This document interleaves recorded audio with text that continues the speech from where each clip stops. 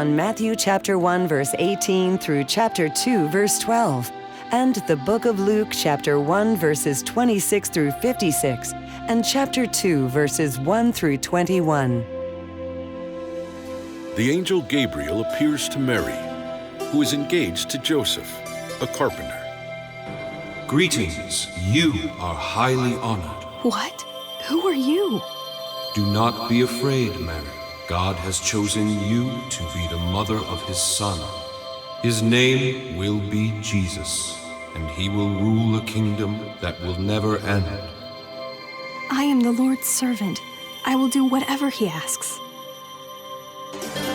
Mary cherishes this secret in her heart, but she doesn't dare tell anyone about the angel's promise. Joseph is a good man, but if people find out she is pregnant, she could be killed. I know Joseph loves me, but would he believe me? The angel had told Mary that her cousin Elizabeth was going to have a son too, so Mary goes to visit the one person she hopes will understand. The moment Elizabeth sees Mary, Mary, you are blessed among women. You are the mother of our Lord. Mary realizes that Elizabeth knows and believes her wonderful secret. Joyfully, she sings praise to God. My soul magnifies the Lord, and my spirit rejoices in God, my Savior. For God, who is mighty, has done great things for me, and holy is his name.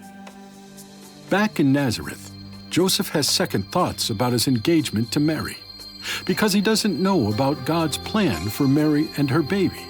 So one night, an angel comes to Joseph in a dream. Don't be afraid to take Mary as your wife. The baby inside her is from the Holy Spirit.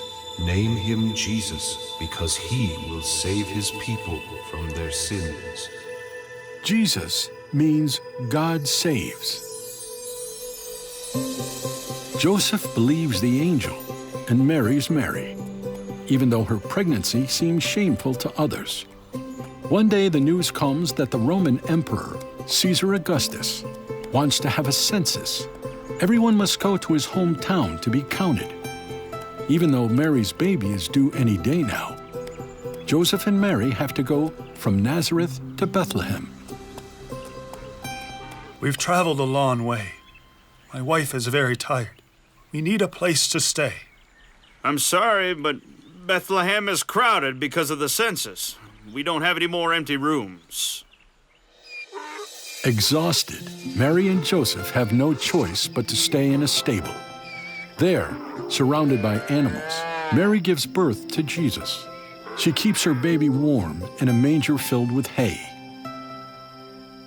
That same night, some shepherds are watching their sheep on the hills outside Bethlehem. Suddenly, a great light splits the night. What is happening? God save us! Don't be afraid. I bring good news for you and the whole world. Today, in the city of David, a Savior has been born to you. You will find the baby lying in a manger. Suddenly, the sky is filled with a choir of angels singing praise to God. Glory to God in the highest, and peace to people on earth. The angels leave, and once again darkness falls upon the hills. Let's go to Bethlehem. We must see the child of God for ourselves. The shepherds hurry off to Bethlehem. The crowded town of Bethlehem sleeps.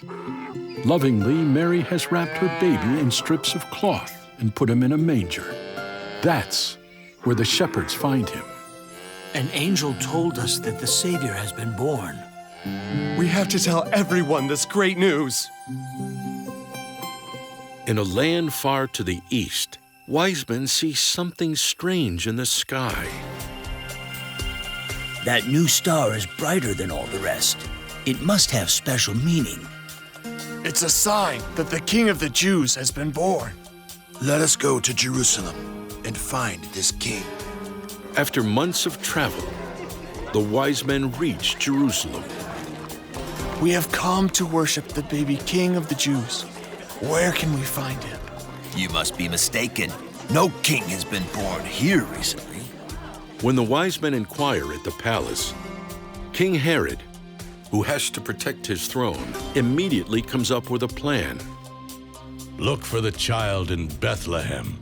When you find him, come back and tell me where he is. Of course, I want to worship him too.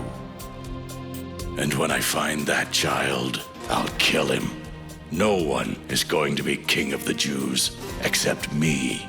Following Herod's instructions, the wise men travel from Jerusalem to Bethlehem. The star they had seen in the east continues to guide them. Look! The star is over that house! Our long journey is finished. This is where the child lives. Mary and Joseph are surprised to receive rich foreigners in their humble house. We've come to worship the child. Accept our gifts of gold, incense, and myrrh. That night, the wise men have a strange experience. God warns them not to trust Herod and not to tell him where the child is. I had a dream. So did I. God warned us not to go back to Jerusalem. I had the same dream. We must go home another way. After the wise men leave, Joseph has another dream. Escape to Egypt. Stay there until I tell you to come back. Herod wants to kill Jesus. Joseph gets up quickly and prepares to go. In the middle of the night, Joseph, Mary, and Jesus flee to Egypt. In Jerusalem, Herod waits for the wise men to return. When they don't come back, he is furious. Sire, I think those wise men have tricked us. That child will never live to take my throne. To make sure he doesn't escape, I'll kill every boy in Bethlehem, 2 years old and younger. I alone am king.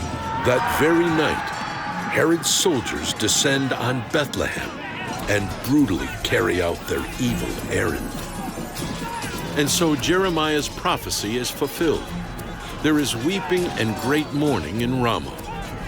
Rachel weeps for her children and will not be comforted, for they are no more. But Joseph and Mary are already safely on their way to Egypt, where they'll spend the next several years raising Jesus, the Savior of the whole world.